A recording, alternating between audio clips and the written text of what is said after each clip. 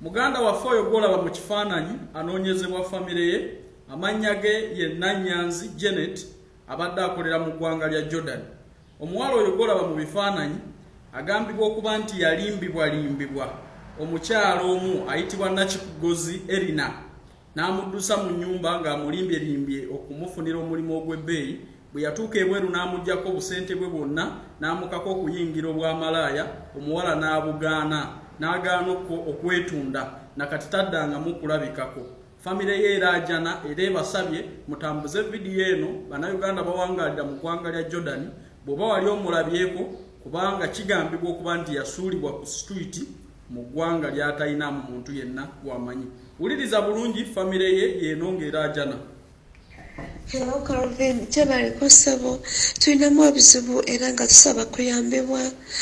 Waliwo sisita waffe ayitibwa Nanyanzi Janet yagenda mu nsi e Jordan okukola, naye waliwo omukyala nga amanya g'amatuufu ye Erina Kigozi, naye nga ku Facebook akozesa lya Mukisa Sajjabbi yamulimbalimba n'amugya mu kyumba gye yali n'amugamba ngu agenda amufunira omulimu ogw'ebbeeyi ebweru. Naye bwe yamutuusa ebweru yamutandika muleetera abasajja ngu yeetunde. Sisita waffe bwe yagaana, omukyala ono Erina Kigozi oba Mukisa Sajjabbi n'anyiiga n'amukuba n'amukasuka ebweru, teyakoma kuguddeko ebisango ebitaliiyo, amukuba nnyo naye kati essimu teriiko, tetumanyi oba gyali mulamu oba kiki. Kale tubasaba mutambuze vidiyo eno etuuke ku buli omu yenna. Omwana ono yalimbibwalimbibwa omukyala gwe bayita Nakigozi Erina, oyo awangaalira mu ggwanga lya Jordan. Ku Facebook ayitibwa Mukisa Sajjabbi, n'amulimbalimba okumufunira omulimu ogw'ebbeeyi wabweru w'ennyumba, n'amutolosa n'amuggyako obusente bwe yali akoze obw'ebbanga oba myezi emeka oba myezi ena.